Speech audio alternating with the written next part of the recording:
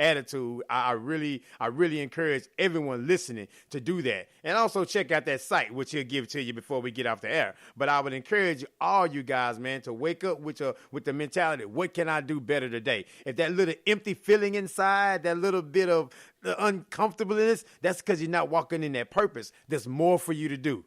There's more for you to do. There's way more. And with this movement right here, if you want to do more, this is the exact opportunity to do just that. Yes, indeed.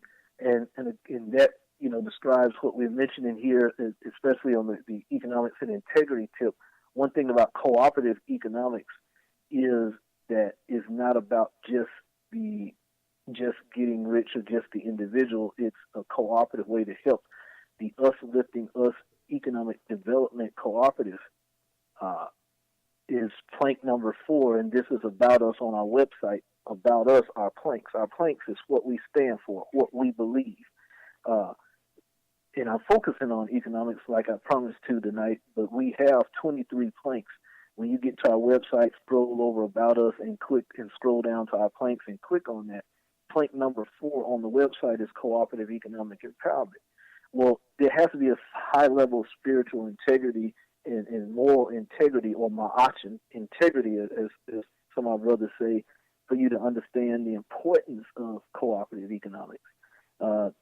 The 1 million conscious and conscientious black contributors and voters, or the million, endorses and supports Us Living Us Economic Development Cooperative, based in Atlanta, Georgia, as a model for cooperative approach to economic empowerment for black folks, African Americans.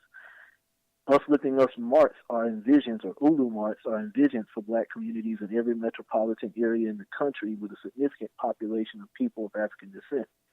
The ULU website is www.usliftingus.com. And so right now they're getting the foundations for a coffee shop well underway. Imagine Cafe Ulu coming to a place near you. and guess what? The founders of Ulu, several of them are a member of the million. And keeping with showing how the high integrity of spiritual and moral is tied to the cooperative economics. And I know we alluded to this off air. If you take the word, if you take a million black folks, what's all this million, which we're striving to become?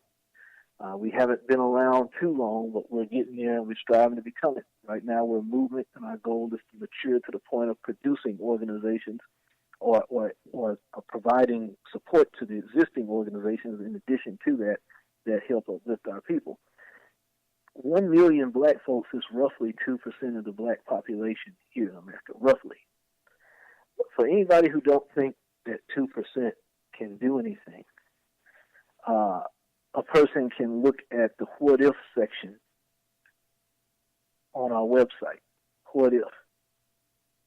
And there's also another article that's called, Organizing as a Process, What 1 Million Conscious Black Voters Can Do. That's another article. So I just mentioned 3 of them.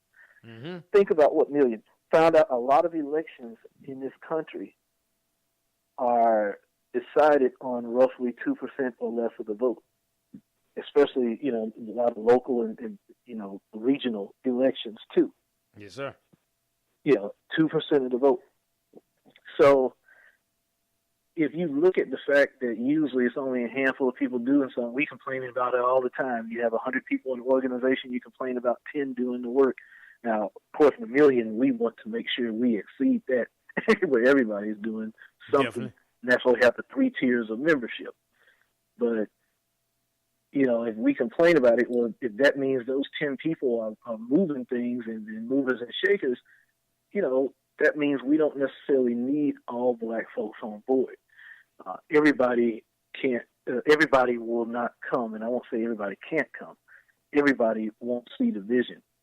All we need is 2 out of 100 black folks to be sick and tired of being sick and tired where they see the clean glass.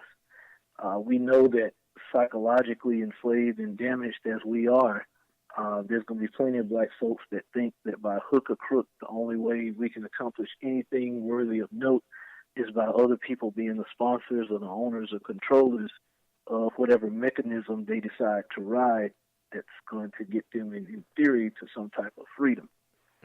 How's that we working? understand that it never has. And that's the thing. I was talking with another brother, one of the state organizers out of Tennessee, Brother Perry Wynn Hunt. One thing we discussed was history. He loves history. And I noticed that as we discussed it, we realized and said, hey, you know what?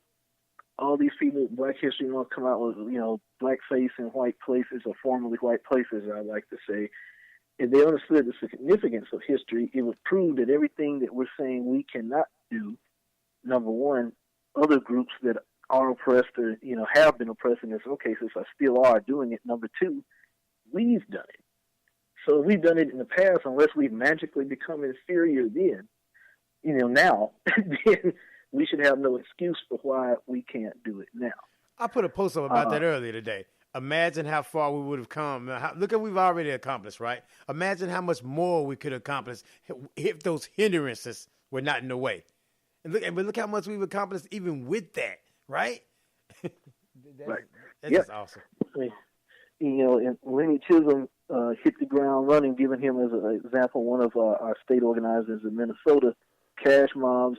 I don't know how many black folks it is in the state of Minnesota in comparison to other places, but I'm sure, there's great things being accomplished that should, make other people, stand up and say, hey, if you're doing this in Minnesota, we should be able to do this here. Yeah. And this is cash mobs, again, helping infuse black businesses with cash. Let's all meet at so-and-so's and eat there, spread it on social media. I'm giving an example of how cash mob can work. I already mentioned how Cafe Ulu, a cooperatively owned cafe owned by Ulu, Us Lifting Us. They're going to have coffee and tea, etc. there.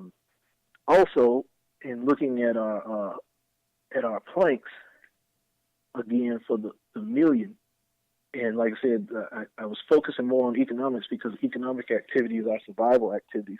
True. As much as we can hold our chest out, and I don't mean this in an egotistical fashion, but as much as I personally believe that those of us of the million of the highest caliber that I see out there when it comes to not having our ego, not trying to compete with folks or whatever, just being self-sacrificial for our people, we understand that, love is only half the component. You got to be able to take action and do something with that love. So if you're conscientious, you're going to try to obtain the resources necessary to take effective action. And one of the essential resources is finances. And so that's why I've harped on it and continue to. When we had a training and orientation in Beaumont, Texas this past January, there were some economic opportunities presented to the members and the state organizers. And these economic opportunities included some opportunities by members who are feeding their families with these opportunities. So you can't get any more integrity-wise than that and say, hey, I'm not coming at you with something I've been in since breakfast. This is what I'm doing, put food on my family's table and do the right thing. Not just a Spike Lee movie. It's a way of life. Yeah. Do the right thing. Yeah. Yep. This is what I do. And mentioning some of that, and I apologize to any members that's listening if I leave someone out. It's so much that I'm trying to make sure I summarize.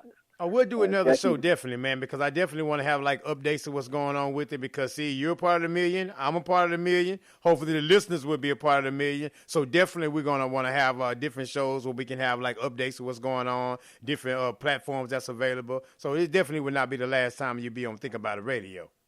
Hey, I'm glad. And on that note, so I don't be spending too much time, how much time do I have? You got about 5 minutes, man, because I want to be respectful of your time because I know you just said you work 10 hours. You just said you work 10 hours a day, my man. So I definitely want to be respectful of your time. You can spend time with your family. I can spend time with mine as well because I know my wife sometimes be looking at me cross-eyed like, what are you doing now? What are you doing? Yeah, like you said, we building. Yeah, brick by brick, I definitely man. appreciate it. I wanted to make sure, because I'm looking at the summary of why people should join yesterday. When you look at our 23 planks, one of those planks, and now I'm drifting out from economics, our internal planks, when you get to our website, has that with economics and the Black Coffee Party. When we get to things that I believe should resonate with our listeners, plank number 7, when you go to on our website about our planks and go to that center category, constitutionality and civilian-based law enforcement, I'm going to read it. Well, actually, I better summarize it to keep in touch with time. Sound good. The Uniform Reporting Law Enforcement Improvement Act, the Uniform Reporting Law Enforcement Improving Act, or LEA, is posted on the website www.changeisonus.org. Sister Gerald Sanders believes, as we do, in community control of the police from the top down. We believe in collaborating and as the 1 million, we want to file a class action lawsuit against all states in the union that have passed laws granting law enforcement officers legal authority to murder U.S. citizens without due process, as guaranteed by the Constitution of the United States. And it says a variation of this theme, which we heartily support, is the groundbreaking legislation to help stop police killings proposed and being drafted by the organization ONUS Incorporated and Black Communities United for Progress. Again, www.changeisonus.org. The black people that are in communication with Congressional Black Caucus or what have you, I know they've seen this proposal, so I'm like, what's up? What are you guys waiting on? I know Sister Jill Sanders has done everything she can to get people to talk about this proposal. How come I haven't seen Roland Martin mention it? Maybe no one from his circle has brought it to his attention, but this has been passed around long enough for people to see it. You know, we need to get it on the table. So any black person listening, for those who claim to speak for us, they need to get that on the table.